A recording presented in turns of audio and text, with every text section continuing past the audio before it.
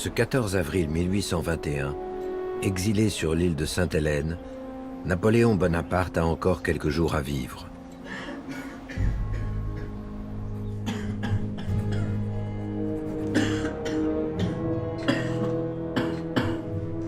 Ce matin-là, il dicte une lettre bien étrange. Monsieur le gouverneur, l'empereur Napoléon est mort, à la suite d'une longue et pénible maladie. J'ai l'honneur de vous en faire part. Il ne reste qu'à remplir le blanc.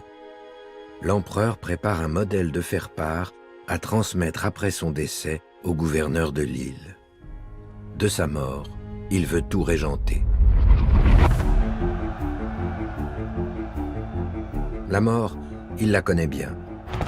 Il joue avec elle depuis des années. Il l'a côtoyée. Plus que cela même, il l'a cherchée. Toute la vie de Napoléon est un défi vis-à-vis de la mort. Il était convaincu que sa vie ne s'arrêterait pas avant que son destin soit accompli. Et il le dit à plusieurs reprises. Le boulet qui me fauchera n'a pas encore été fondu. Certaines des expériences de Napoléon qui frôlent la mort vont le conforter dans la certitude qu'il a un destin. Canon, pugilat, attentat, couteau, poison, fusil. À 6 reprises au moins, la mort passe si près sans l'atteindre qu'elle renforce sa conviction qu'il est un être à part. Et si c'était là une clé pour comprendre la psychologie d'un homme qui reste un mystère? Défier la mort, pour construire un personnage de légende. De son vivant, Napoléon s'est voulu légendaire. Et pas seulement aux yeux des autres, c'est pas juste un mensonge, c'est dans sa tête. Au fond, ce qu'il veut, c'est franchir cette fatalité de la mort pour vivre après la mort. Et c'est ça la postérité.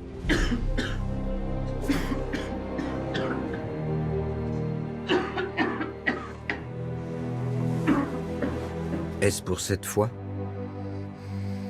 Va-t-il être emporté par ce mal qui le ronge de l'intérieur depuis plusieurs mois? Il en doute encore.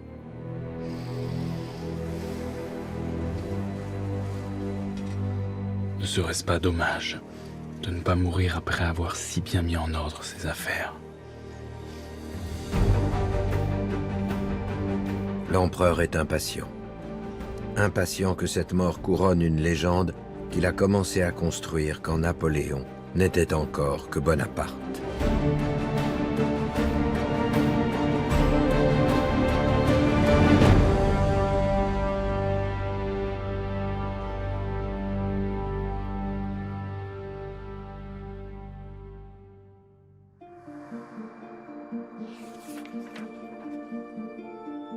À en croire la légende, Bonaparte serait un enfant prédestiné.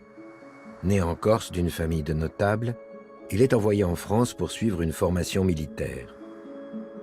On raconte qu'à l'école, il est déjà un chef incontesté, dirigeant même les batailles de boules de neige avec autorité. En vérité, le futur empereur ne sort pas du lot. Rien n'indique qu'il va avoir un destin. Et lui-même ne le conçoit pas d'ailleurs. En cela, il est très différent de beaucoup de futurs grands hommes, ou en tout cas d'hommes qui ont marqué dans l'histoire, d'êtres qui ont marqué dans l'histoire, qui eux avaient une claire conscience de leur prédestination. On sait que De Gaulle, à l'âge de 14 ans, se voyait déjà comme quelqu'un qui sauverait la France. Il ne savait pas dans quelles circonstances, il ne savait pas quand, mais il savait qu'un jour ou l'autre, son propre destin et l'histoire du pays se croiseraient. Napoléon, rien de tout ça. En 1793, capitaine dans l'armée de la Révolution, il reprend la ville de Toulon aux royalistes. En récompense, il est nommé général. Mais ce n'est qu'un fait d'armes parmi d'autres. Ça n'en fait pas un général à la hauteur de ceux qui combattent au même moment. C'est quand même une petite opération de reprise d'une forteresse assiégée. C'est pas une grande victoire militaire comme celle que peuvent remporter d'autres généraux à l'époque. Son nom n'apparaît pas dans les journaux, c'est pas de là que commence sa gloire.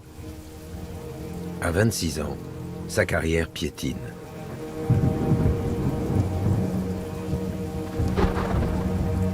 Bonaparte a un moment de très grande détresse à la fois professionnelle, affective aussi.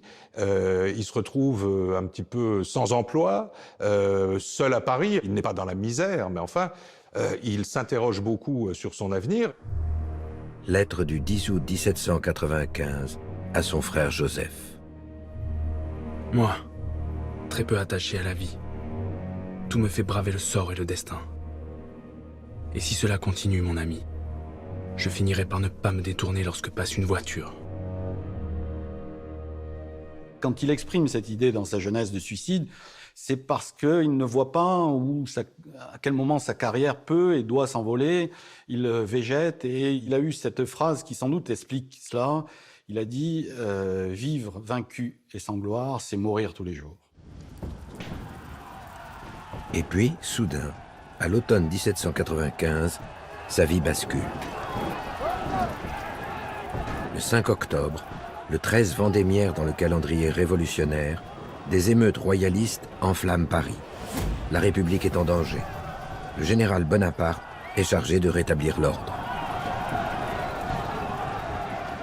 Dans une lettre écrite le surlendemain à son frère Joseph, il lui dit « Tu sais, j'ai délibéré avec moi-même pendant 15 minutes pour savoir si je me rangerais du côté de la Convention ou si je rejoindrais les royalistes pour combattre la Convention. Et il dit finalement, j'ai pensé qu'il y avait plus de chances de fortune du côté de la Convention. Donc au fond, il entre dans l'histoire comme un mercenaire, hein, sans prendre parti, sans éprouver d'affection ou de passion, ni pour les républicains, ni pour les royalistes. Il fait un pari comme un joueur qui mise rouge ou qui mise noir, mais simplement il mise du bon côté. Bonaparte réprime sans état d'âme. Il donne ordre de tirer sur la foule.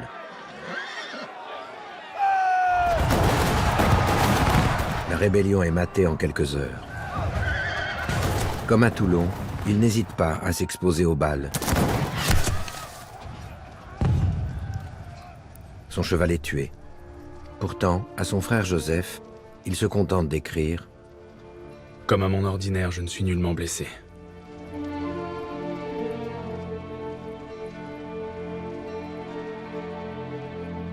Ce personnage famélique, que personne ne regarde, dont on ne veut presque plus dans l'armée, se trouve propulsé quasiment au premier rang. Il devient gouverneur militaire de Paris.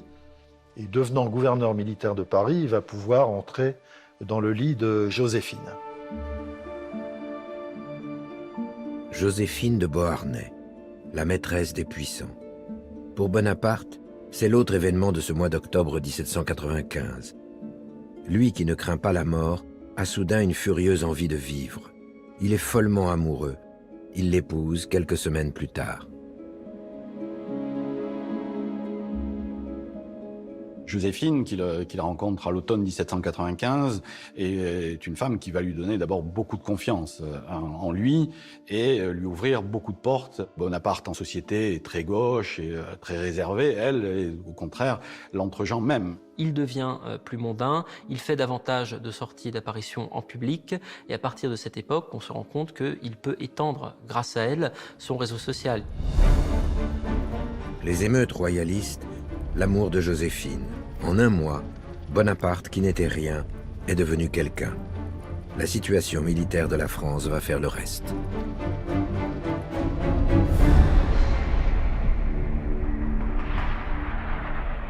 En 1796, la République est à nouveau en guerre. Les combats stratégiques ont lieu sur le Rhin. Au jeune Bonaparte, on confie une mission secondaire, faire diversion en attaquant l'Autriche sur le sol italien. Or, contre toute attente, Bonaparte enfonce les armées autrichiennes et fonce jusqu'à Milan avec sa petite armée d'Italie. L'armée d'Italie n'est pas destinée à gagner de grandes campagnes. Elle est là pour fixer une partie de l'armée autrichienne, pendant que les armées françaises passeront plutôt par le nord, par l'Allemagne. Et ce que fait Bonaparte, c'est qu'il va complètement inverser la géopolitique militaire du moment. Par son offensive en Italie, il va devenir le général français, et son armée sera l'armée française, qui menace réellement Vienne, alors qu'on s'attendait à ce qu'elle soit menacée par le nord. Bonaparte ne s'arrête plus. Quelques mois plus tard, il approche de Vérone. Mais il lui faut absolument rejoindre un pont stratégique, le village d'Arcole. Or, les troupes qui l'attendent sont bien plus nombreuses que les siennes. Et là, il se dit, ça serait intéressant de passer par les marais qui entourent la position d'Arcole, juste au nord de l'Adige, parce que les marais sont si difficiles pour les traverser, pour y marcher, que ça annulera la supériorité numérique des Autrichiens. Et le voici donc engagé dans les marais, où à un endroit, il faut franchir le pont d'Arcole.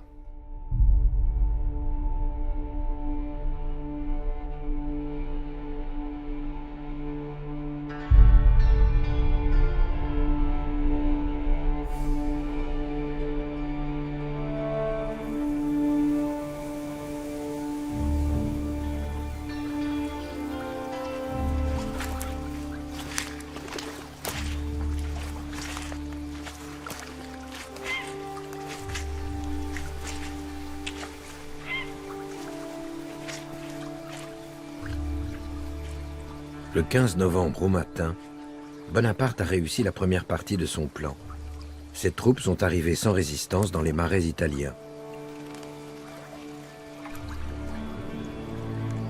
Mais le plus dur reste à faire. Il faut désormais franchir le pont qui mène au village stratégique d'Arcole. Ce pont est solidement défendu par les forces adverses. Il pourrait y perdre beaucoup d'hommes.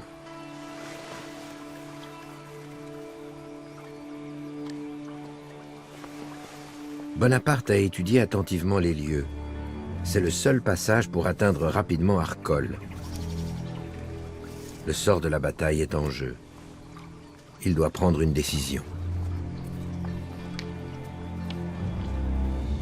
Le pont est très long, il est balayé par la mitraille, il faut avoir le courage de le passer. Peu importe les balles. C'est maintenant que se joue son destin.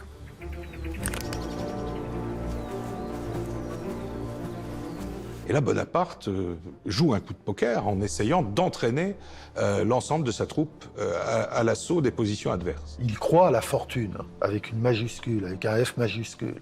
C'est-à-dire que tant que la fortune sera avec lui, il ne craint rien. Et il est convaincu que la fortune restera avec lui tant qu'il ne sera pas arrivé au terme, comme il dit, de son destin, de son histoire. C'est un homme très rationnel, c'est un homme très calculateur, mais en même temps, cette part de rationalité est tempérée par une irrationalité qui est celle d'un joueur. C'est aussi quelqu'un qui est prêt à tout miser sur un coup, au risque de tout perdre. Le drapeau à la main, Bonaparte s'avance sur le pont, exhortant ses troupes à le suivre. Un geste téméraire, déraisonnable. Ses hommes le poursuivent pour le protéger d'une mort certaine. À ses côtés, Muiron, son aide de camp, qu'il appelle son ange gardien et qui le suit depuis la victoire de Toulon. Face aux tirs ennemis, Muiron fait rempart de son corps. Il prend une balle en plein cœur.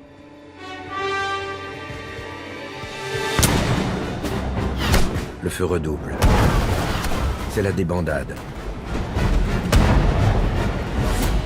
Bonaparte tombe dans les marécages. Il est tiré de la boue, inconscient, sur l'autre rive. Il glisse, il tombe dans la boue d'un des fossés, mais qui sont très profonds quand même, où il aurait été noyé sans l'intervention de son frère Louis, qui vient l'extraire de ce fossé. Fin de l'histoire. Bonaparte a échoué. Le pont reste infranchissable. Il faudra encore 2 jours de combat et les renforts du général Masséna pour traverser enfin le pont et déloger les Autrichiens d'Arcole. Bonaparte peut reprendre sa marche en avant. Il remporte une nouvelle victoire à Rivoli, puis d'autres encore qui le mènent à 100 km de Vienne. Les Autrichiens en déroute signent le traité de paix de Campo Formio qui met fin à une guerre de 5 ans.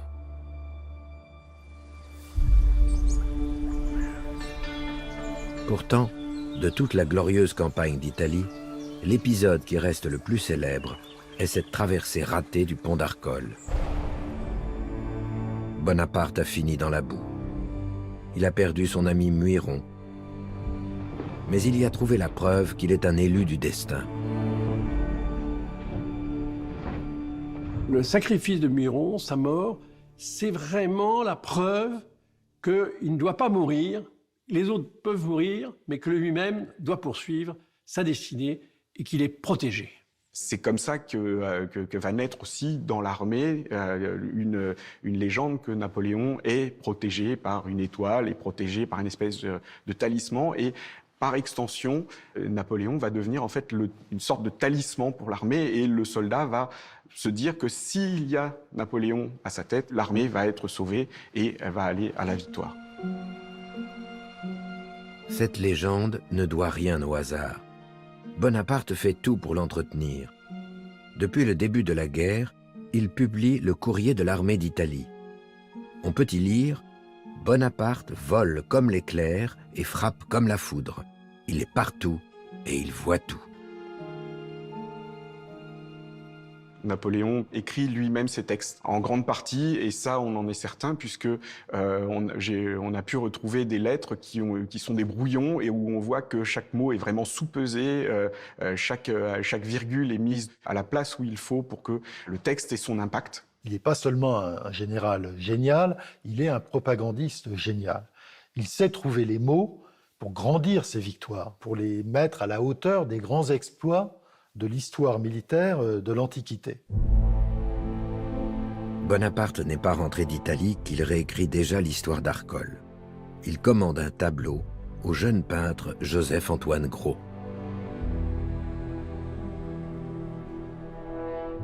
Ce que devient Arcole après est quelque chose de très différent de ce qu'a été la bataille réelle. Et notamment cette image, ce tableau de Gros qui montre Bonaparte conduisant l'armée de la République sur le pont d'Arcole, drapeau à la main, le visage tourné en arrière, comme on représentait à l'époque la déesse de l'histoire. Il est l'homme qui triomphe de l'adversité.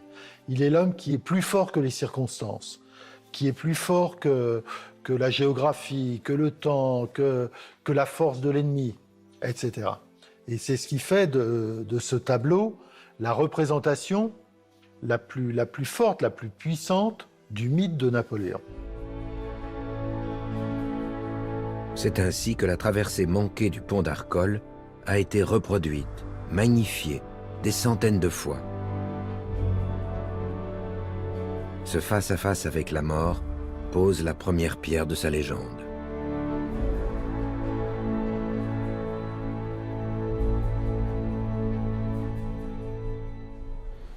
Je ne me regardais non plus comme un simple général, mais comme un homme appelé à influer sur le sort d'un peuple. Je me vis dans l'histoire. Alors naquit l'étincelle de la haute ambition. Bonaparte ne doute plus qu'il a un destin. Mais le pouvoir ne l'intéresse pas. Pas encore. Il a soif d'aventure.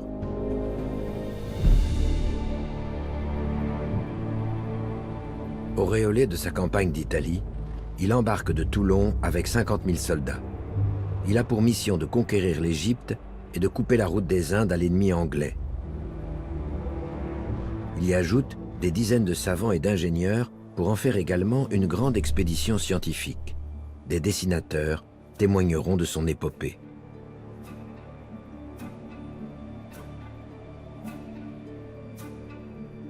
Et il pense pouvoir en Égypte conquérir une nouvelle gloire, avec peut-être en perspective la conquête même de l'Inde, et donc de se placer sur les traces d'Alexandre le Grand. Bonaparte sillonne l'Égypte. Il remporte des victoires. Il y subit également de cinglantes défaites. Mais peu importe, en France, l'écho de ses aventures au pays des pharaons ne fera qu'accroître son prestige.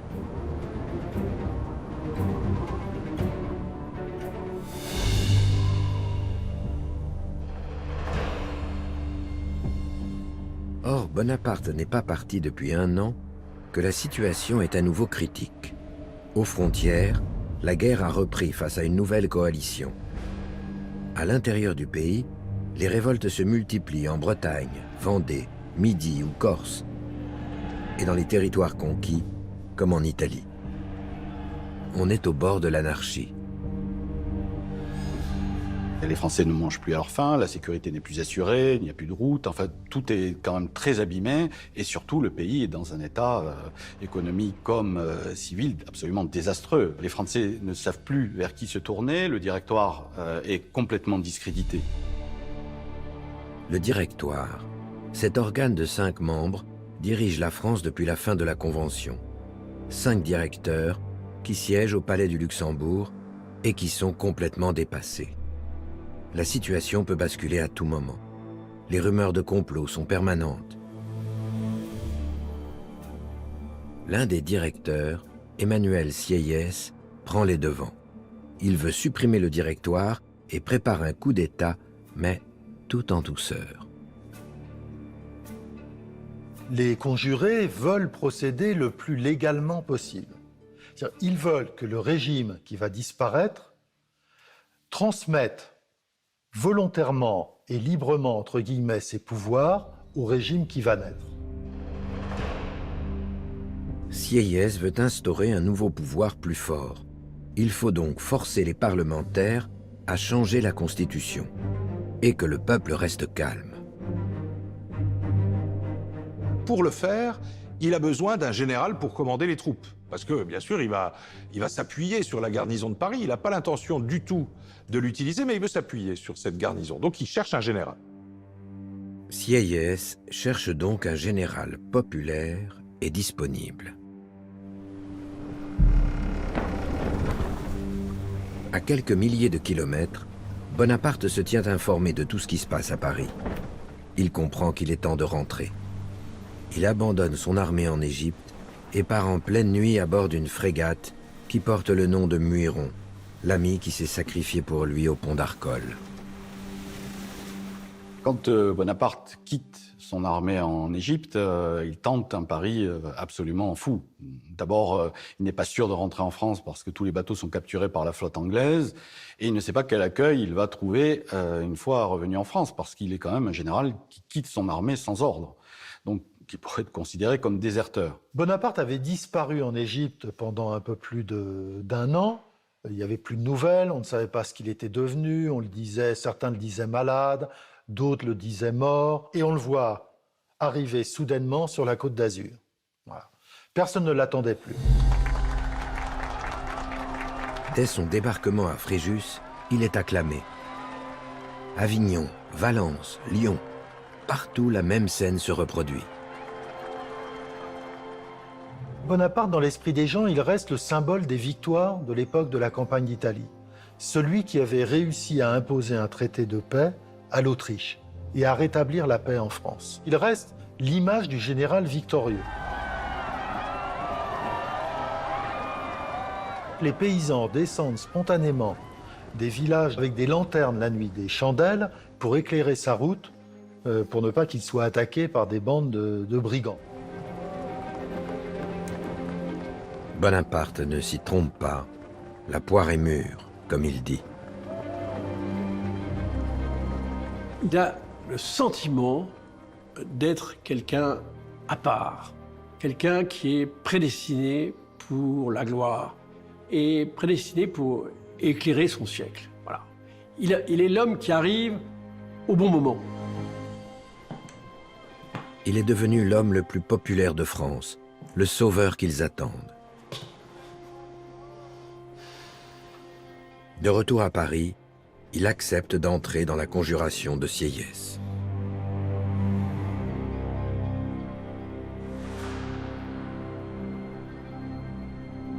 Le 9 novembre 1799, le 18 Brumaire du calendrier révolutionnaire, le coup d'État est enclenché. Prétextant un complot royaliste, le Directoire déplace les deux assemblées parlementaires, le Conseil des Anciens et le Conseil des 500, au château de Saint-Cloud, pour les protéger, dit-on. En fait, pour les isoler. Il y a deux phases dans le coup d'État du 18 et 19 Brumaire. La phase du 18, qui se passe essentiellement à Paris, au cours de laquelle on décide deux choses. La première, c'est que les chambres ne se réuniront pas à Paris parce qu'il y a une menace. La Constitution permet d'aller se réunir en dehors de la capitale, et on décide que ce sera le château de Saint-Cloud. Et la deuxième décision, c'est de nommer le général Bonaparte commandant de l'armée de l'intérieur, commandant des troupes de Paris. Voilà. Ça, c'est le 18 Brumaire. Le 18, au fond, on se met en place. Le 19, c'est le moment où les chambres se réunissent au château de Saint-Cloud et où on va leur annoncer que tous les directeurs ont démissionné, qu'il n'y a donc plus de constitution et qu'il serait peut-être temps d'en faire une nouvelle. Et ça doit être une phase parlementaire, et Sieyès est tout à fait disposé à attendre que les chambres le soient elles-mêmes pour commencer à discuter, faire un petit gouvernement provisoire et puis ensuite rédiger une nouvelle constitution. Mais Bonaparte n'est pas homme à attendre.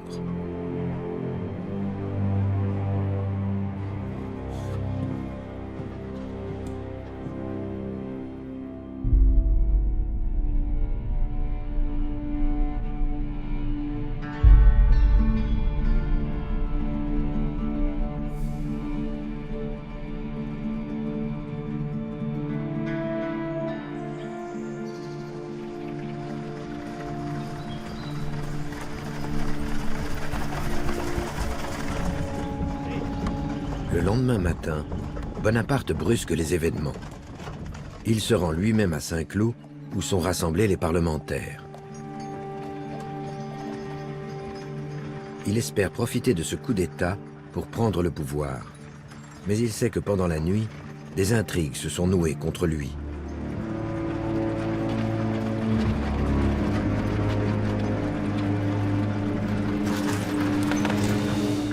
Si le coup d'État échoue, il est bon pour l'échafaud. Il va haranguer les députés pour accélérer leurs décisions. C'est un militaire, il n'aime pas les assemblées, il n'aime pas les civils, il n'aime pas les politiciens, il ne sait pas leur parler, surtout. Il a vu les assemblées pendant la Révolution, il en a conçu un dégoût définitif. Et il est habitué à ce que lorsqu'il parle, on l'applaudisse, on l'acclame, que lorsqu'il parle, on se taise, parce qu'il est habitué au public militaire. Et là, il prend une décision, en effet, un peu, excessive, irréfléchie, qui est d'aller lui-même faire plier les assemblées, voilà, par la force de son éloquence. Bonaparte se présente d'abord devant la première chambre, celle des anciens. Il sait qu'ils lui sont plutôt favorables. Le public est acquis. Mais quand même, on ne l'applaudit pas parce que voir un militaire en uniforme monter à la tribune, ce n'est pas dans les mœurs parlementaires de la Révolution. Bonaparte est tendu, maladroit. Il leur parle comme à des soldats. On répand que je veux établir un gouvernement militaire. On m'abreuve de calomnie. Souvenez-vous que je marche accompagné du dieu de la victoire et du dieu de la fortune. Pour eux, la tribune parlementaire, ça représente quelque chose. La légalité, la légitimité du Parlement. Donc voir un général monter à la tribune et leur dire « je suis le dieu de la victoire », ça ne leur convient pas. Bonaparte est désarçonné qu'on ose l'interrompre, l'invectiver. Son aide de camp lui conseille d'abréger son discours. Il décide alors d'aller convaincre la deuxième chambre, le Conseil des 500, qui lui est beaucoup plus hostile, mais qui est présidé par son frère Lucien. Il arrive là-dedans où les députés sont en train de se chamailler, de se disputer, ça crie, ça hurle, les uns demandent un vote, les autres le refusent. Bonaparte tente d'accéder à la tribune, mais on l'empêche de parler. On crie « Hors la loi Bonaparte, vive la République !» Certains lèvent le poing au point qu'il faut l'exfiltrer. Donc des grenadiers entrent dans la salle, ce qui n'arrange pas les choses, l'attrapent, le saisissent et l'entraînent vers la sortie. Il est terrifié. Il se griffe le visage jusqu'au sang.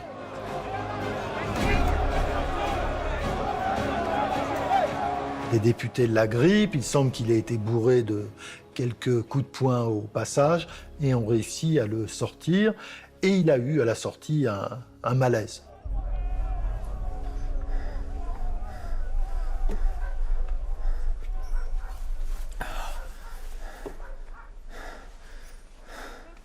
Pourquoi ses nerfs ont-ils craqué?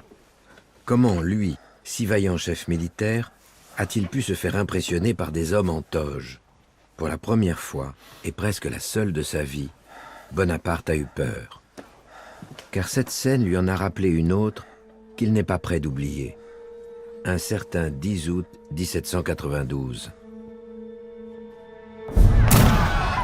Ce jour-là, des insurgés attaquent la résidence royale des Tuileries. Le roi a été mis à l'abri. Mais ses gardes suisses se font massacrer. Bonaparte est un jeune officier en visite à Paris. Il a tout vu. Jamais depuis. Aucun de mes champs de bataille ne me donna l'idée d'autant de cadavres que m'en présentèrent les masses de Suisses. La rage était dans tous les cœurs. Elle se montrait sur toutes les figures.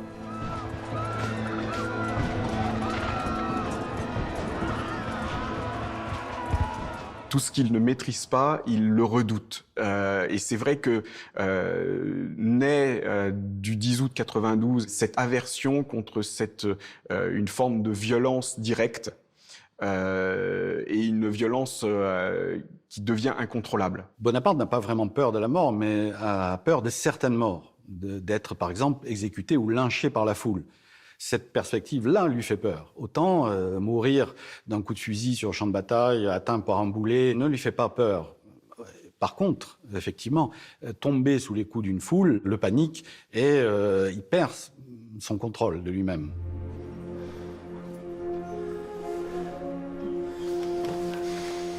Mais comme à Arcole, Bonaparte va faire de son échec une victoire.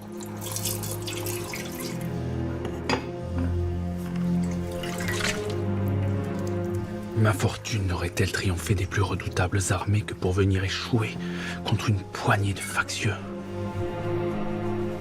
Il transforme la bousculade de Brumaire en une tentative d'assassinat.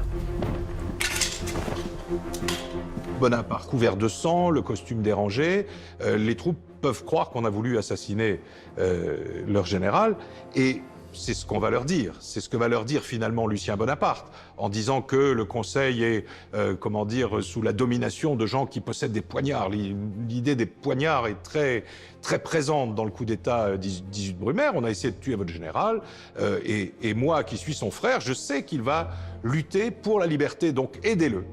Et c'est à ce moment-là que Bonaparte, qui a repris ses esprits, ordonne l'évacuation de la salle du Conseil des 500.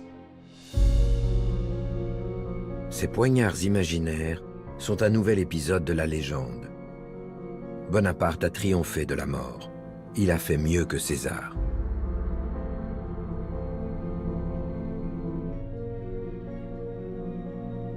L'invention de l'épisode des poignards fait référence évidemment à l'assassinat de César. Et au fond, pour la propagande du régime, du nouveau régime qui s'installe, effectivement, Bonaparte apparaît comme un César qui aurait échappé au poignard des conjurés. Le malaise du 19 Brumaire est oublié. La tentative d'assassinat fait de lui un être invincible. Sieyès et les autres conjurés n'ont plus qu'à s'effacer. Bonaparte est nommé consul à la tête de l'État. À présent qu'il est César, Bonaparte veut accomplir son destin et bâtir un empire. Le nouveau tableau qu'il commandera au peintre Gros le présente en législateur. Napoléon a dit un jour « Je suis de la race des hommes qui fondent ». Et ça, c'est véritablement quelque chose d'extrêmement important pour comprendre son caractère. À côté de ses rêves de gloire militaire, il y a ses rêves de gloire civile. Cyril le dit, je resterai dans l'histoire davantage que Parmentier. Mais néanmoins, probablement, Parmentier aurait été plus utile que moi, avec la pomme de terre. Donc il veut laisser ses pommes de terre à lui, à l'histoire. C'est-à-dire, il veut être comme celui qui a, c'est l'expression est de lui, refermé le gouffre de la Révolution, réconcilié les Français, rebâti une société, rebâti un État.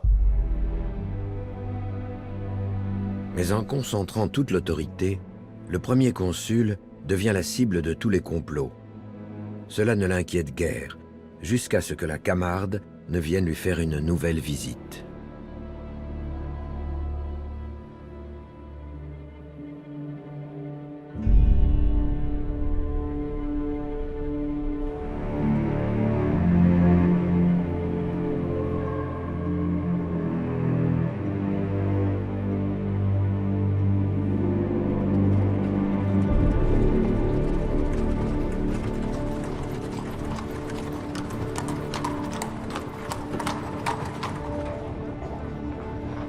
En ce soir de Noël, le premier consul serait bien resté aux Tuileries. Les mondanités ne l'intéressent pas. Mais comment résister à la femme qu'on aime le plus au monde? Joséphine a insisté pour qu'il vienne à l'opéra.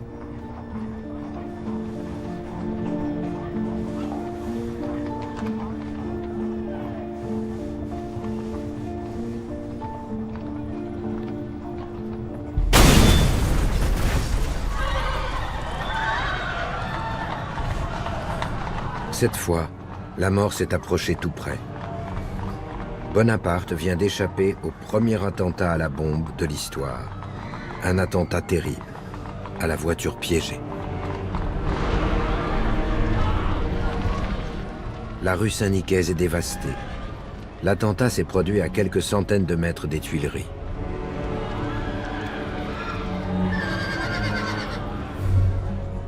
Un peu plus tôt, un homme a donné 12 sous à une vendeuse de petits pains pour qu'elle surveille sa charrette. Caché en retrait, il a déclenché la mise à feu quand le cortège est sorti des Tuileries. C'est bien Bonaparte qui était visé, mais sa berline est passée devant la vendeuse quelques secondes avant l'explosion. L'attentat de la rue Nicaise a été un attentat extrêmement violent pour l'époque. Et ça, on a peut-être un peu oublié à l'heure actuelle l'impact sur la population du mode opératoire qui était tout à fait nouveau pour l'époque. C'est plus de 20 morts, c'est plus de 60 blessés, dont certains très graves. Ce sont des corps démembrés, ce sont des corps brûlés. En fait, c'est une scène de guerre en plein Paris. En quelque sorte, c'est le premier attentat moderne, premier attentat terroriste moderne à Paris.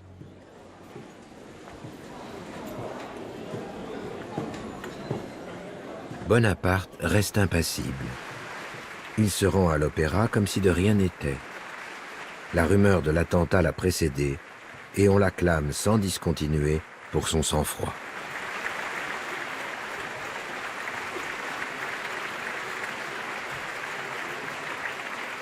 Ça le confirme d'abord dans sa propre invincibilité. C'est-à-dire, ça le confirme dans l'idée qu'il a la baraka et que rien ne peut l'atteindre. Bonaparte croyait beaucoup en la chance, ce qu'on appelait alors la fortune. Quand il recrutait un général ou il prenait des renseignements, il disait toujours « est-ce que ce général a de la chance ?» Parce que pour lui, c'est une dimension qui compte et que finalement, quand cette chance intervient, c'est tout à fait logique.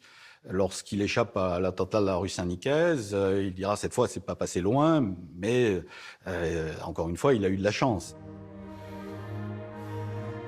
Pourtant, il enrage. L'attentat aurait pu toucher la voiture suivante et tuer Joséphine. Puisqu'il n'est pas mort, il va en tirer parti. C'est le moment d'éradiquer ses ennemis. Sur le plan politique, il réussit un coup qui n'est pas très, qui n'est pas très glorieux, mais enfin un coup politique formidable. C'est qu'il accuse au début les Jacobins d'avoir essayé de l'assassiner, il en fait arrêter 130, il les fera déporter aux colonies, alors que ce sont les royalistes qui sont coupables du crime.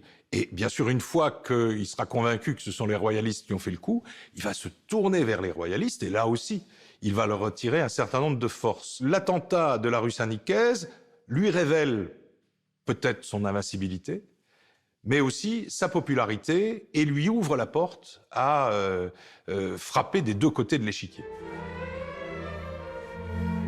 Mais cet attentat résonne aussi comme un signal d'alerte. Sa mort pourrait interrompre son œuvre. Si je meurs dans 4 ou 5 ans, la chose sera montée. Elle ira. Si je meurs avant, je ne sais pas ce qui arriverait. Il se rend compte de la fragilité au fond, de son pouvoir, et il se rend compte que finalement, tant qu'il n'aura pas des institutions plus solides, tant qu'il n'aura pas établi son pouvoir de façon définitive, eh bien, il sera toujours l'objet d'attentats. Au moment de l'attentat de la rue Saint-Nicaise, on est dans la première année du gouvernement, enfin un peu plus de la première année, et déjà, beaucoup a été fait. On a réformé les administrations, la justice, on a vaincu l'Autriche, on est en train de négocier des traités à peu près avec toute l'Europe. Donc il y a dans le pays, pour les gens informés évidemment, une espèce d'espoir de stabilisation et d'espoir qu'on va bientôt arriver à la paix extérieure et à la paix intérieure. Et l'attentat contre Bonaparte est une espèce d'électrochoc, parce qu'on se dit, mais que se serait-il passé s'ils avaient réussi à tuer Bonaparte? La guerre civile va recommencer? Il va falloir à nouveau retomber dans les errements du Directoire? Donc il y a eu réellement un vent de panique qui consolide son pouvoir et qui le fait passer pour l'homme nécessaire, celui dont on ne peut pas se passer. Bonaparte profite de ce climat favorable. Il se fait nommer consul à vie. Il a désormais le droit de se choisir un successeur. Il a le pouvoir absolu. Jamais on n'a vu une transformation aussi rapide que celle du consulat, où en l'espace de 3 ans, et même, oui, 3 ans, 1800-1803, sont les époques de grandes réformes. Allez, on peut aller jusqu'au Code civil de 1804. Il change totalement la physionomie du pays. Il est probable qu'il n'a pu faire cela qu'à cause d'un pouvoir fort, du pouvoir fort dont il disposait, et qui réunissait entre ses mains tous les genres de pouvoir, puisque les assemblées sont marginalisées. Et il a ce goût propre aux militaires, à la fois de l'efficacité et de la rapidité. C'est-à-dire, il ne faut pas que ça traîne. Désormais, rien n'arrête son ascension. Les peintres officiels témoignent de son œuvre. Comme pour Arcole, il commande à chaque bataille un tableau pour la légende.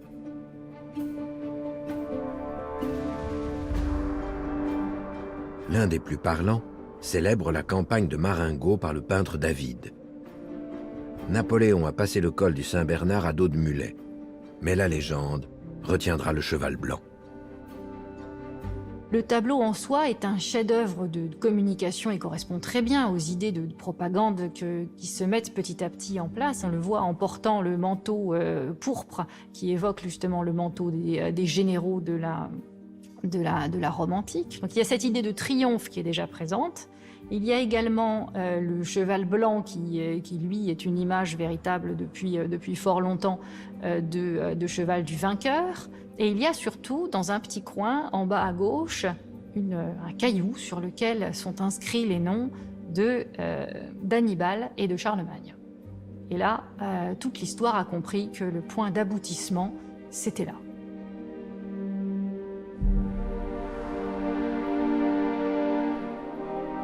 Le 2 décembre 1804, comme Charlemagne, le premier consul se fait sacrer empereur. Prenant la place du pape, il pose lui-même la couronne sur la tête de sa femme Joséphine. Ce n'est plus Bonaparte que célèbre les tableaux de propagande, mais Napoléon Ier. Lui qui est passé si près du gouffre, vogue de succès en succès, de victoire en victoire, comme l'éclatante Austerlitz. Face à de nouvelles coalitions, le général ne perd aucune bataille. L'Empire ne cesse de s'agrandir. L'Europe est à ses pieds. Pourtant, il continue son pas de deux avec la mort. Il est même blessé au talon, en Allemagne, lors du siège de Ratisbonne. Il est au milieu de ses soldats. Il est l'exemple pour ses soldats. Encore une fois, il ne cherche pas la mort, évidemment. Il cherche à être l'exemple. Il croit en son destin et à aucun moment, il ne pense qu'il pourra être tué. Mais il prend le risque pour entraîner ses troupes. L'été 1809, Napoléon s'installe au château de Schönbrunn, près de Vienne, pour négocier la paix. Décidément invincible, il vient de battre les Autrichiens pour la 4e fois, à Wagram. Tous les matins, à 10 heures, il passe les troupes en revue, jusqu'à ce jour où la mort fait une nouvelle tentative.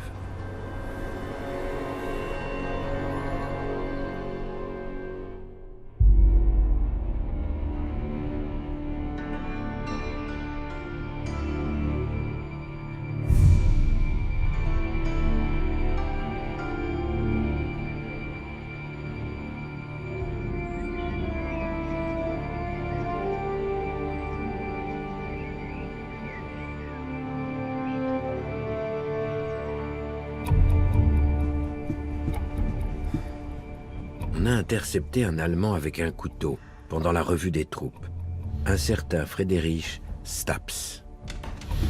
Il n'était qu'à quelques mètres de l'empereur. Pourquoi veut-on le tuer? Ses conquêtes n'apportent-elles pas la liberté au peuple? N'a-t-il pas imposé à toute l'Europe son code civil, les bienfaits de son administration, les idéaux de la Révolution française? Depuis la voiture piégée de Saint-Nicaise, il y a 7 ans, jamais la mort ne s'est approchée d'aussi près. Il veut comprendre. Il veut comprendre pourquoi quelqu'un a voulu le tuer et pourquoi un Allemand a voulu le tuer. Parce que ça, c'est aussi important.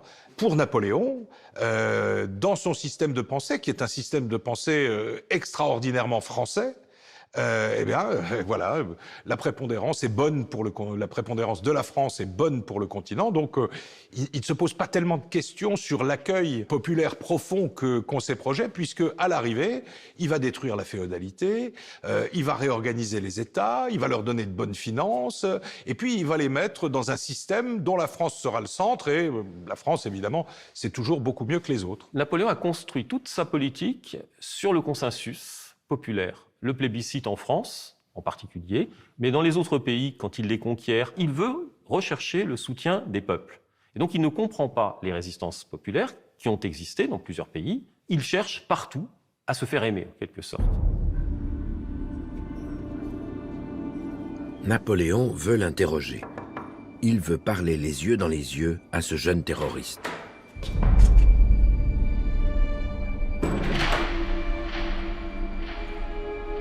L'apprenti assassin n'est pas ce qu'il attendait. Staps n'est qu'un gamin de 17 ans, la figure douce, bien élevée. Napoléon l'interpelle. « Pourquoi voulez-vous me tuer ? Je voulais vous tuer parce que vous êtes un oppresseur.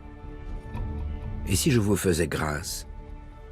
Vous auriez tort, car je chercherais encore à vous tuer. » L'interrogatoire peut paraître assez surréaliste avec ces interpellations. Napoléon pense que Staps est malade, qu'il est fou, illuminé, lequel Staps lui répond qu'il ne sait pas ce que c'est qu'un illuminé. Donc on est sur des niveaux totalement différents. La stupéfaction de Napoléon, c'est de comprendre que, alors qu'il promet à Staps de le gracier s'il demande pardon, ce dernier reste attaché à l'idée qu'il faut débarrasser l'Allemagne du tyran et il finira par être jugé et exécuté. Le jeune exalté n'a rien voulu savoir. À son ministre de l'Intérieur, Napoléon recommande qu'on étouffe l'affaire. J'ai voulu vous informer de cet événement afin qu'on ne le fasse pas plus considérable qu'il ne paraît l'être. S'il en était question, Il faudrait faire passer cet individu pour fou. En réalité, ce nouvel avertissement de la mort le perturbe profondément, car il souligne un point qui tourne à l'obsession depuis quelques années. Qui le remplacera s'il est tué? L'hérédité obsède Bonaparte depuis le début. Le malheur, c'est que Joséphine ne peut plus avoir d'enfants, donc comment fonder une dynastie sans héritier? Alors, c'est vrai que la constitution impériale prévoit les cas où l'empereur n'aurait pas d'enfant naturel. Hein. Bon. Sauf que Napoléon pense, et je pense qu'il a raison, que seul un enfant issu de lui pourra avoir de la légitimité une fois qu'il montera sur le trône. Il pense que, il ne faut plus perdre de temps et qu'il est temps de répudier Joséphine et d'épouser, alors il dira un peu de manière très peu élégante, un ventre, mais c'est un petit peu ça. Il ne peut plus tergiverser. Le couteau de Staps lui indique une décision qu'il a trop longtemps reportée. Toute ma vie, j'ai tout sacrifié. Tranquillité, intérêt, bonheur. À ma destinée. Il lui faut maintenant l'annoncer à Joséphine. Mais comment? Il lui envoie des messages, si je puis dire, indirects. Il fait murer la porte qui sépare leurs appartements. Il lui fait comprendre qu'il faudrait se séparer, etc. Mais il n'arrive pas à lui dire parce qu'il ne peut pas lui faire de peine. Pour lui, il a horreur de se fâcher avec quelqu'un. Et avec Joséphine, c'est très difficile. Le 30 novembre 1809, il attend la fin du dîner avec l'impératrice pour répondre à l'injonction du destin. Le dîner commence, les deux époux sont en silence, ils ne parlent pas avant une demi-heure. Joséphine a compris qu'elle était convoquée pour cela, mais elle me dit elle ne parle pas, attend que Napoléon, si je puis dire, attaque le premier sur le champ de bataille. Là, sur ce champ-là, il est très mauvais, et il commence à dire quelques mots en expliquant qu'il faut se sacrifier, que le temps est venu, Joséphine, etc. Mais elle va instantanément fondre en larmes, et dans l'instant d'après s'évanouir. Ne cherchez pas à m'émouvoir. Je vous aime toujours. Mais la politique n'a pas de cœur. Elle n'a que de la tête.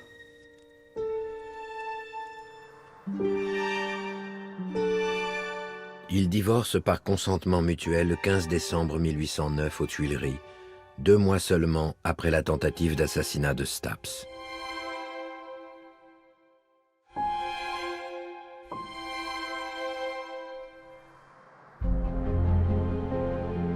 Les peintres célèbrent aussitôt son mariage avec Marie-Louise, fille de François Ier d'Autriche et petite-nièce de Marie-Antoinette.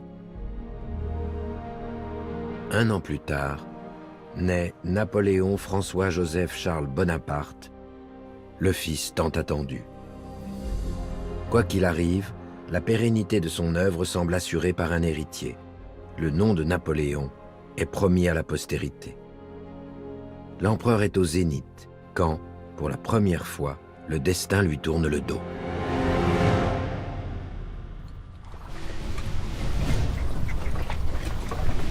En juin 1812, la grande armée de Napoléon s'élance à l'assaut de la Russie du tsar. En 3 mois, l'empereur est arrivé à Moscou, facilement, trop facilement. Et puis tout s'enchaîne. Le tsar qui fait flamber la ville plutôt que de livrer bataille.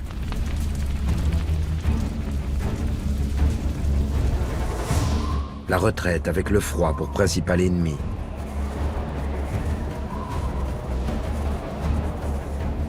La traversée catastrophique de la Bérésina. La glace qui s'ouvre sous les sabots des chevaux. La campagne de Russie est un désastre. Pourtant, 1 an plus tard, Napoléon reforme une armée et contre-attaque. Mais l'Europe sait qu'il n'est plus invincible. C'est le début de la fin. L'Empire se disloque.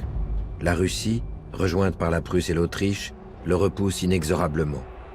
L'Espagne perdue, puis l'Allemagne. La Hollande, l'Italie. Son empire ne tenait que par la force. Ses généraux le lâchent l'un après l'autre. Tandis qu'il envoie toujours plus d'hommes à la mort, il prend pour lui-même de plus en plus de risques.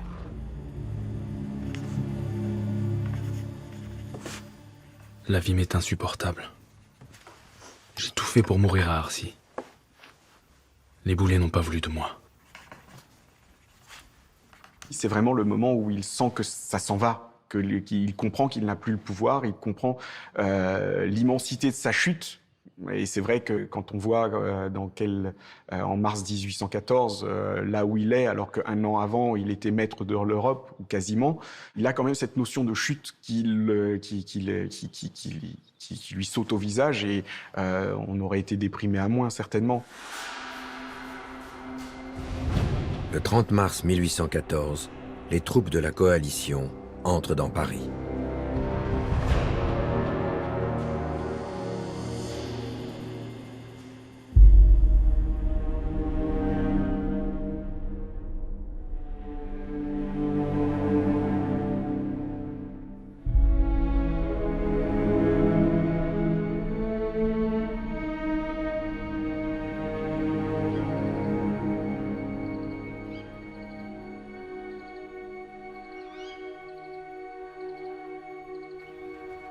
La nuit est déjà très avancée, mais Napoléon ne dort pas. Il achève une lettre à l'impératrice Marie-Louise. Une lettre parmi les dizaines écrites chaque semaine. Une lettre pas tout à fait comme les autres. Adieu, ma douce Louise. Tu es ce que j'aime le plus au monde. Mes malheurs ne me touchent que par le mal qu'ils te font. Donne un baiser à ton fils. Adieu, ma Louise. Tout à toi.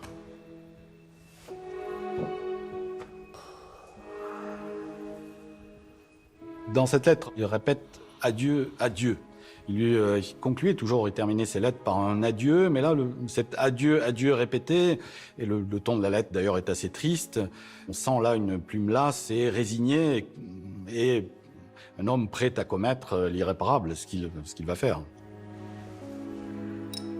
La décision est prise. Il veut mourir. Il s'est résolu à boire le Condorcet, ce mélange mortel qu'il porte toujours sur lui, au cas où il tomberait dans une embuscade.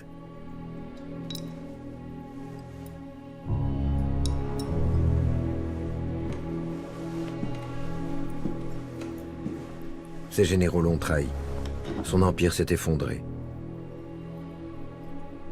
Il n'a plus la main, et c'est la première fois.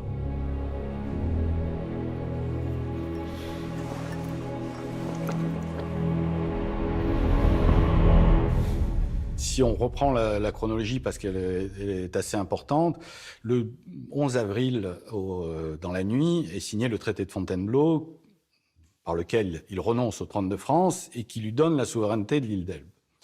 Mais cette solution ne lui convient absolument pas, parce que Napoléon Bonaparte n'a pas l'âme d'un retraité californien. On lui donne des millions et on l'envoie au soleil, mais c'est pas la fin dont il a rêvé. Ça, il faut bien en être conscient. Donc, il sait que au matin du 13 avril, il doit ratifier ce traité. Et c'est quelque part pour lui une sorte de mise à mort dans sa destinée, d'autant que la chute est très brutale. En 3 mois, tout s'écroule.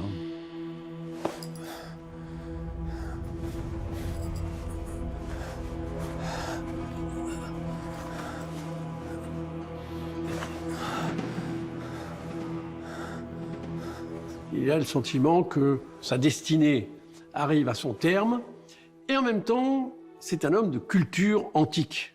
C'est un homme de culture antique.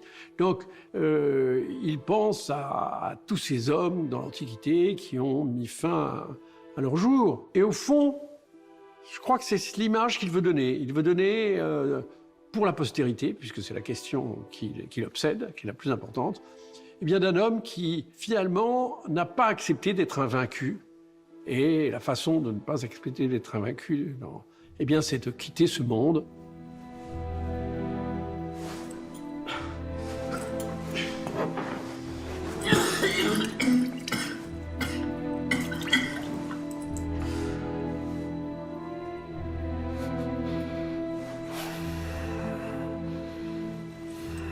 Mais décidément, la mort ne veut pas de lui. Qu'on a de la peine à mourir. Qu'on est malheureux d'avoir une constitution qui repousse la fin d'une vie. Qu'il me tarde tant de voir finir. On a une hypothèse pour savoir pourquoi Napoléon n'est pas mort d'avoir absorbé ce poison, c'est que le poison était ancien, qu'il avait été éventé et qu'il ne devait plus avoir de capacité létale bien importante. On sait qu'il a vomi quelque chose de grisâtre, on sait qu'il y avait un verre avec du produit délayé. Est-ce qu'il l'a tout avalé? Est-ce qu'il en a avalé juste un tout petit peu? Est-ce que lui-même a eu un geste un petit peu irréfléchi, a avalé du poison, puis a changé d'avis, a voulu se faire vomir? Vraiment, les options sont tout à fait ouvertes. On a des témoignages, on a sa dernière lettre à Marie-Louise. Encore, il y a quelques années, on a découvert un témoignage supplémentaire qui est très important parce que c'est le témoignage du valet de chambre qui a remarqué qu'il se passait quelque chose d'anormal. Alors ensuite, est-ce que c'était une vraie tentative de suicide? Est-ce que Napoléon voulait vraiment mourir? Ça, on ne pourra jamais aller le lui demander. De suicide, il ne sera plus jamais question, sauf pour dire que ce n'est pas un moyen d'en finir. Quelques années plus tard, il écrira « J'ai toujours eu pour maxime qu'un homme montre plus de vrai courage en supportant les malheurs qui lui arrivent qu'en se débarrassant de la vie. » Cette tentative de suicide, en fait, va rester secrète très longtemps. Et des personnages qui vont avoir assisté, comme le grand maréchal Bertrand, par exemple, ne diront rien parce que tout le monde essaiera de cacher ce moment, parce que aussi, dans l'esprit de l'entourage, Napoléon, le grand Napoléon, qui est pour eux l'incarnation même de la force et de la politique, ne peut pas avoir un tel moment de déprime. Le lendemain, comme si de rien n'était, l'empereur ratifie le traité de Fontainebleau. Il fait ses adieux à l'armée et part pour l'île d'Elbe, laissant Louis XVIII restaurer la royauté. Mais puisqu'il n'est pas temps de mourir, il s'invente un nouveau destin. Il prétend devenir écrivain. Je vais, dans ma retraite, substituer la plume à l'épée. L'histoire de mon règne sera curieuse. On ne m'a vu que de profil. Je me montrerai tout entier. Quand il dit qu'il va écrire ses mémoires, il y croit en partie. Mais il ne faut pas oublier non plus que l'écrit peut être un bon moyen pour revenir. Quand un homme politique écrit ses mémoires, ce n'est pas forcément qu'il a terminé son existence. C'est aussi un bon moyen de revenir, d'ailleurs, de susciter la nostalgie, l'envie, en se défendant, en donnant sa propre version, et finalement en restant un homme politique.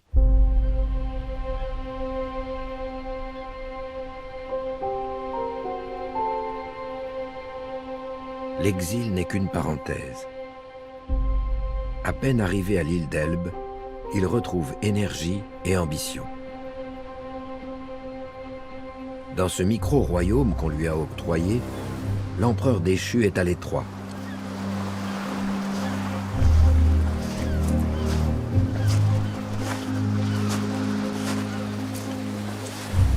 Il marche de longues heures sans rien dire de ses intentions.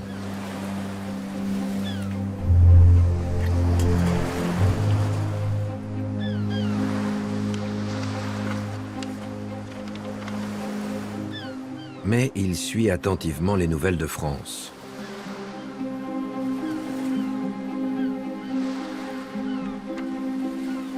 Monsieur le comte Bertrand, dites à mon frère que j'ai reçu sa lettre. Qu'il ne soit pas surpris de ne pas recevoir de réponse. Je n'écris à personne. Le retour de Louis XVIII au pouvoir ne se passe pas bien. Napoléon est aux aguets. Il sait que la greffe, la nouvelle greffe de la monarchie sur la France n'arrive pas à prendre. Alors il se dit, j'ai une opportunité. Il est aussi poussé par le besoin, parce qu'il a entendu dire que les Anglais n'avaient pas l'intention de le laisser longtemps à l'île d'Elbe. Le roi de France, Louis XVIII, ne lui paye pas sa pension. Il a des besoins d'argent. Donc il tente une aventure un peu désespérée. Il prépare probablement, après les premières semaines de son installation, son retour. Il attend le moment favorable. Il sait par ailleurs aussi qu'il est menacé. Il sait aussi que, on ne le laissera pas toujours si près du continent, si près de l'Europe. Donc, il se prépare à un retour. Il n'en parle pas d'ailleurs à son entourage. Il va prendre encore cette décision folle et solitaire de revenir. Le 26 février 1815, 10 mois après son arrivée, Napoléon s'évade en pleine nuit. Il quitte l'île d'Elbe avec 1 millier de soldats fidèles. Cette expédition est a priori totalement folle parce qu'il lui faut traverser la Méditerranée, 3 jours de mer, au milieu de la flotte anglaise, au milieu de la flotte royaliste française, débarquer avec 1000 hommes, alors que l'armée royale en compte 150 000. Il a une chance inouïe lors de ces 3 jours en mer. À plusieurs reprises, il croise des navires qui auraient pu le couler par le fond. Ça ne se passe pas. Alors qu'on l'attendait en Italie, il crée la surprise en débarquant en France, à Golfe-Juan. Traversant les montagnes, il entame aussitôt le retour vers Paris sous les acclamations. Des groupes de paysans se joignent à ses soldats à mesure qu'il avance. Aucun coup de feu, aucune résistance. Évidemment, dans ce retour, il pense à un retour de chance. Il pense que, finalement, ce qui est arrivé avant n'était qu'un accident et ça continue. Le soir du 6 mars 1815, il arrive au village de Cors.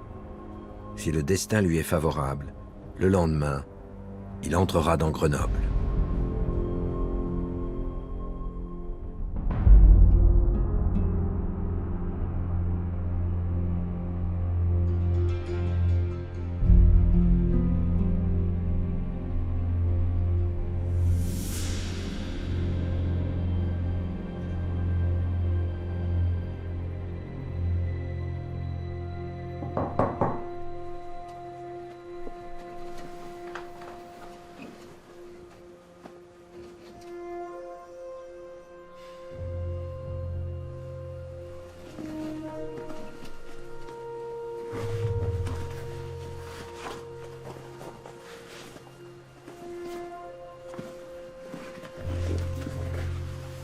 Il n'a dormi que quelques heures, comme à son habitude.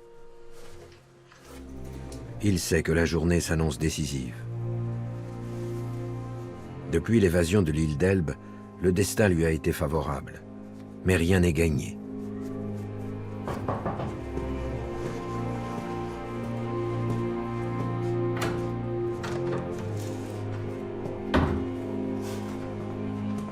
L'avant-garde lui envoie les dernières nouvelles. Les troupes de Louis XVIII l'attendent à quelques kilomètres de là. Ils ont pour mission d'arrêter le retour de Napoléon vers Paris.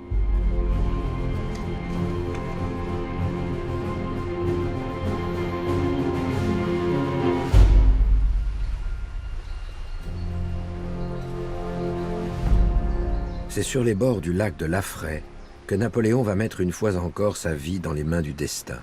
C'est ici que l'armée royale attend les partisans de l'empereur déchu. Pour la première fois depuis son retour en France, l'affrontement semble inévitable.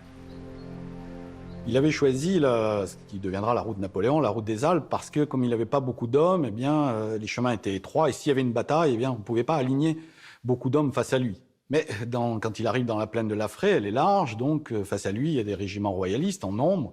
Ils sont 4 à 5 fois plus nombreux que lui. Militairement, il ne peut pas passer. Et avant tout, cet homme est un joueur. C'est-à-dire que tant qu'il y a une carte à jouer, il la joue. Il sait qu'à chaque fois qu'il mise, il est au bord du précipice, que tout peut s'écrouler. Mais comme il a cette confiance en lui extraordinaire, il y va quand même. Les armées sont à présent face à face. Napoléon fait déployer le drapeau bleu-blanc-rouge et jouer la Marseillaise. Et puis, il s'avance seul vers les troupes ennemies.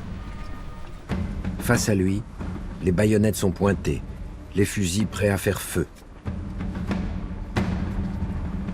Cette fois, il va défier la mort, les yeux dans les yeux. La scène, telle qu'on la raconte habituellement, alors on l'a un petit peu arrangée, mais la scène a vraiment eu lieu puisque on possède un témoignage qui n'est pas un témoignage de l'entourage de Napoléon, personne qui était là, qui a aperçu tout ça, et qui a écrit ce qu'il a vu à un de ses camarades. Lettre du citoyen Johannis habitant de Romans. L'empereur s'avance seul, puis il crie aux soldats « Comment, mes amis? Vous ne reconnaissez plus votre camarade? Votre empereur, qui vous a si souvent mené à la victoire, il les exhorte à crier « Vive l'empereur !» et à le suivre. Un silence général fut tout ce qu'il obtint. Alors, ouvrant sa redingote et découvrant sa poitrine, « Eh bien, puisque vous ne me reconnaissez plus, tirez sur moi !»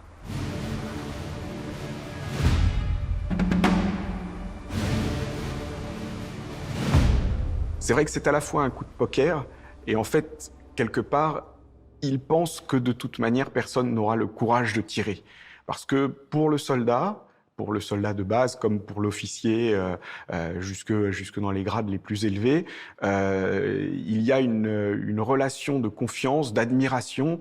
Napoléon est une sorte de dieu de la guerre. Hein. On pense que quand il est à la tête de l'armée, tout fonctionne et on ne peut aller qu'à la victoire. Probablement, il sent qu'ils ne vont pas oser tirer. C'est-à-dire qu'il les impressionne tellement, il a tellement rempli leur vie pendant 15 ans qu'ils ne feront pas feu sur lui. Mais en même temps, il prend un risque inconsidéré parce qu'on n'est jamais à l'abri d'un tir d'un soldat. Il suffit qu'un seul tir pour qu'il soit tué. Un capitaine ordonne de faire feu.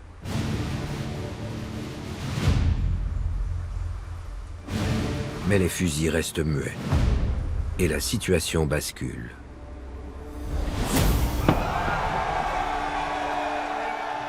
Pendant la harangue, des grenadiers s'étaient approchés. Ils crièrent « Vive l'empereur !» et se mêlèrent à ses soldats. Il s'ensuivit un enthousiasme général, et ils marchèrent ensemble sur Grenoble.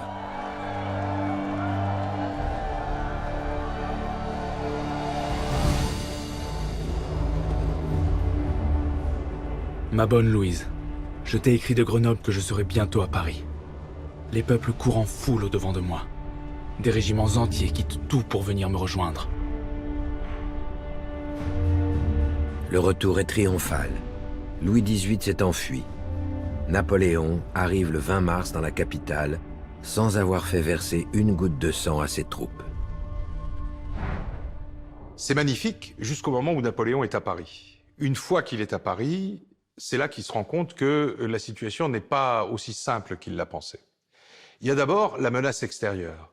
Lorsque le Congrès de Vienne, où toutes les puissances européennes sont réunies, apprend le retour de Napoléon, la première chose qu'on fait, c'est qu'on le met hors la loi, c'est-à-dire hors la loi de l'Europe, et qu'on décide que les armées qui ont gagné l'année précédente contre les armées napoléoniennes vont marcher sur la France. Ce n'est pas une déclaration de guerre à la France, comme vont faire les Alliés. C'est aussi une première dans l'histoire. On va déclarer la guerre à un homme. Les puissances alliées, dans leur traité du 25 mars, déclarent la guerre à Napoléon Bonaparte, non pas à la France. Déclarent la guerre à Napoléon Bonaparte pour le neutraliser parce que c'est le perturbateur du repos du monde. Et puis la deuxième chose dont il va se rendre compte, c'est que l'exaltation de son retour lui a fait perdre de vue que, sur le plan politique, il n'a pas d'alliés au moment où il arrive à Paris. Il se rend compte que sa situation est mauvaise à l'intérieur et à l'extérieur, et comme il l'a fait souvent par le passé, il va essayer de reprendre la situation en main par une opération militaire. L'empereur repart au combat avec une nouvelle armée. Il fonce vers la Belgique, où l'attend le gros des troupes de la coalition. Il est vainqueur une dernière fois à Ligny. Dans les plaines de Waterloo, il est à 2 doigts de l'emporter. Mais son étoile l'a abandonné. Il est définitivement vaincu. Napoléon abdique une seconde fois et rejoint le port de Rochefort. Il pense un temps s'enfuir aux États-Unis, mais il est barré par la marine anglaise. Acculé, il finit par se rendre. On l'envoie croupir à 7000 km de là, au milieu de l'Atlantique, à l'île de Sainte-Hélène. On n'a pas osé l'exécuter. L'exécuter comportait un risque, c'était de faire renaître probablement un mouvement révolutionnaire en sa faveur, d'en faire un martyr sur place. Donc on préfère l'isoler, l'éloigner, en se disant que finalement le temps fera son œuvre et que les esprits oublieront le personnage. Mais on l'envoie très loin, dans l'Atlantique Sud, dans une île qui est imprenable, c'est un rocher dressé au milieu de l'océan, avec en plus une flotte britannique qui va graviter autour pendant toute la période de la captivité. Autrement dit, sortir de Sainte-Hélène est impensable à ce moment-là.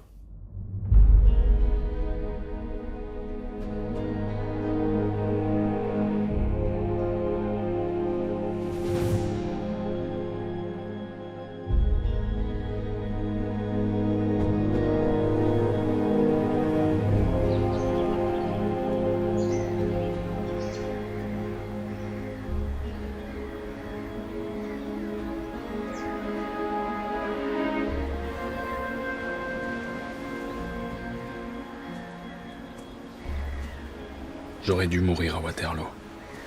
Peut-être avant. L'infortune, c'est que quand un homme cherche la mort, il ne puisse la trouver. On a été tués tout autour de moi. Mais je n'ai pu trouver le boulet. La France est désormais bien loin, à plusieurs milliers de kilomètres. Les premiers mois, il a pensé s'évader une nouvelle fois, comme il l'avait fait à Elbe. Il n'est plus de temps. À 48 ans, il est rongé par un mal intérieur de plus en plus pressant, ulcère ou cancer.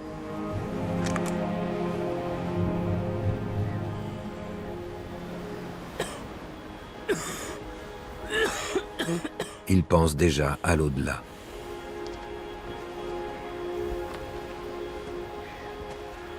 Quand je serai mort, tous mes braves viendront à ma rencontre. Ils me parleront de ce que nous avons fait ensemble. Ils reviendront tous fous d'enthousiasme et de gloire.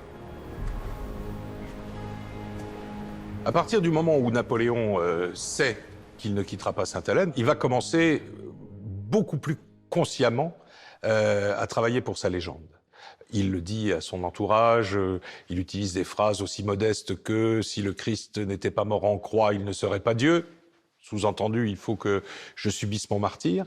Et il est convaincu qu'il sait déjà que la postérité va reconnaître ses mérites. Il se met en scène sous une forme un peu différente de ce dont il avait l'habitude. La statue de marbre, cette fois-ci, est un petit peu fissurée à quelques endroits, et il joue de ces fissures. Il se présente en martyr.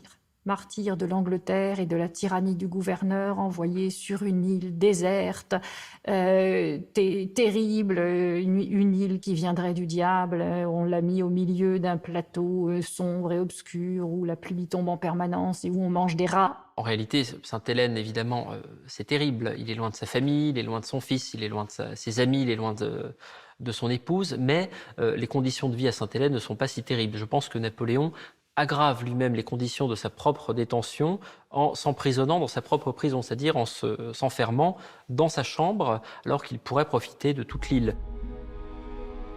À Sainte-Hélène, le despote veut donc se muer en victime.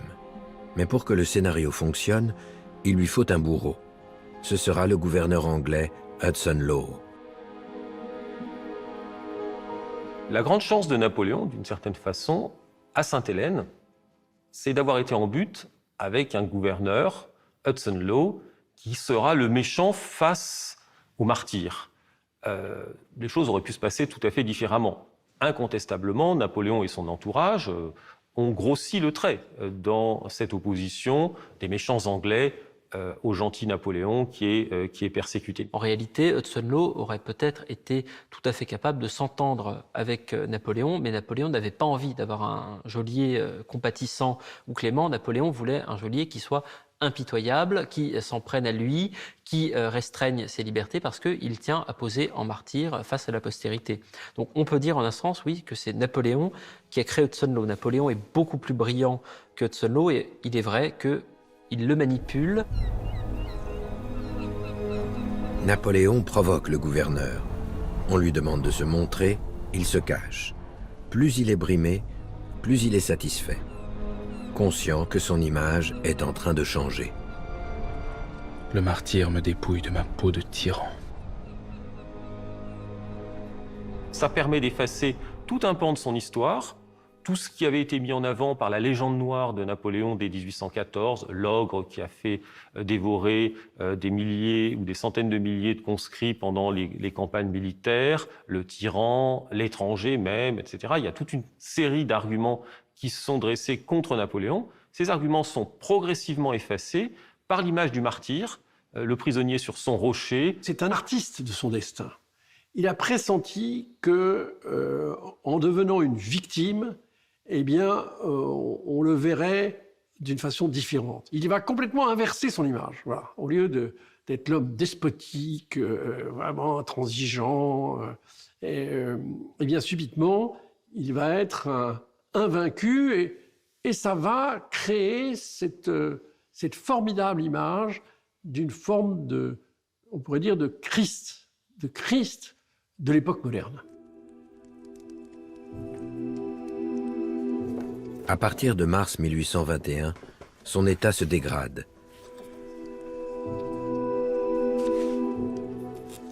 Cette fois, ce n'est plus la postérité qu'il doit préparer, mais la mort elle-même. Elle doit être à la hauteur de l'événement.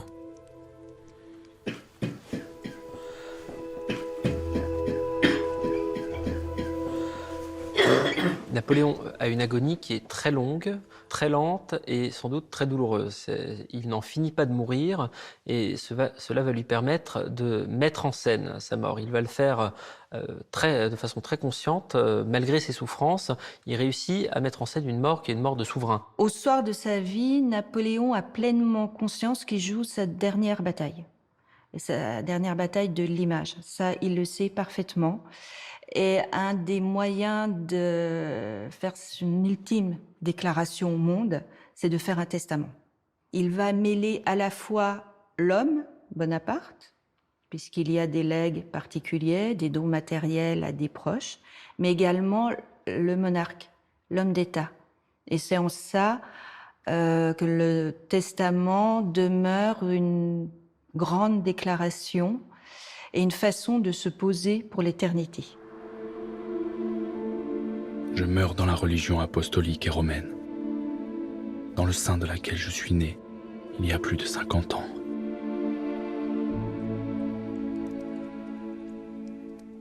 Napoléon, qui semblait ne croire à rien d'autre que le destin, paraît soudain touché par la foi.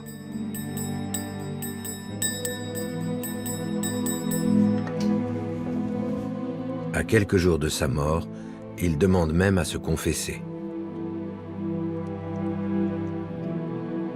Il va effectivement se confesser. Et s'il se confesse, je pense que ce n'est pas du tout parce qu'il est revenu à la foi catholique, sans doute pas. Il le fait parce qu'un souverain qui a été couronné à Notre-Dame par le pape, eh bien, il doit mourir en chrétien pour vraiment pleinement accomplir son destin de souverain et pour rappeler que c'est sa dynastie maintenant qui est sacrée. Il va organiser en effet la cérémonie de son futur enterrement. Il va prévoir aussi l'organisation des premiers temps avec l'organisation d'une chapelle ardente. On dit des messes avant même sa mort pour prier en faveur de Napoléon. Bref, il y a toute une série de gestes qui montrent que Napoléon, même au moment de sa mort, est resté extrêmement méticuleux et extrêmement attentif aussi à l'image qu'il va donner. La chapelle ardente, c'est l'image du souverain chrétien qui doit aussi être diffusée à travers le monde.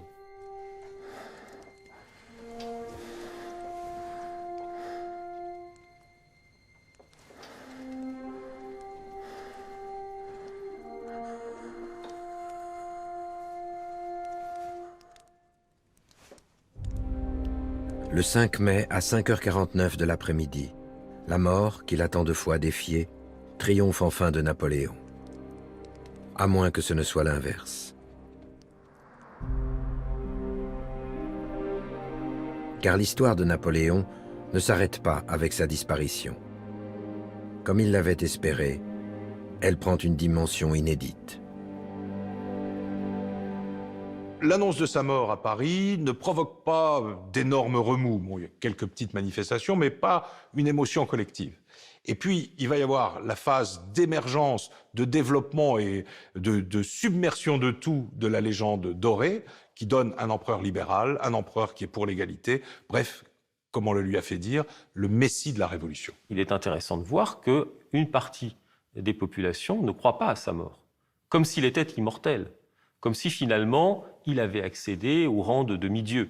Et on aperçoit le personnage de Napoléon, ici ou là, un Napoléon ressuscité, ce qui est là aussi significatif de la trace qu'il a laissée. L'image de Napoléon christique, comme dans la célèbre gravure d'Horace Vernet qui montre Napoléon sortant de son tombeau en gloire, auréolé d'une véritable lumière qui est christique, cette image-là, elle n'est pas un blasphème. Elle est simplement un calque et une image de l'attachement de soldats qui n'avaient pas la religion mais qui avaient l'empereur.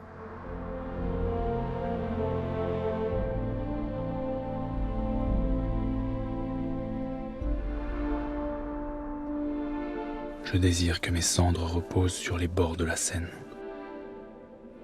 au milieu de ce peuple français que j'ai tant aimé.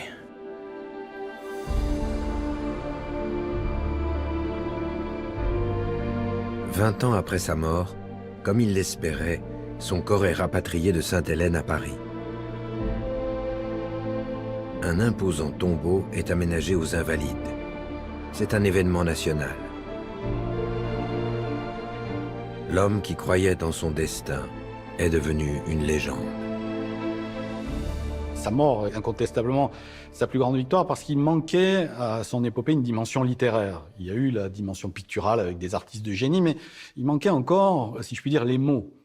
Et sa mort, son exil est ô combien romantique. C'est quand même le géant qui est enchaîné à son rocher, qui disparaît dans la pénombre du soir sur cette île lointaine. Enfin, on ne peut pas imaginer mort plus romantique. Donc pour cette génération d'écrivains romantiques, vont être Victor Hugo, Balzac, Vigny, etc., vont magnifier cette épopée et la rendre, l'inscrire dans les mots et ajouter cette touche littéraire qui manquait. Et jusqu'à Chateaubriand, l'un de ses ennemis déclarés, qui va écrire des mots magnifiques sur sa disparition. Avec, il aura cette phrase « Vivant, il a manqué le monde, mort, il le possède ». Chateaubriand a tout dit.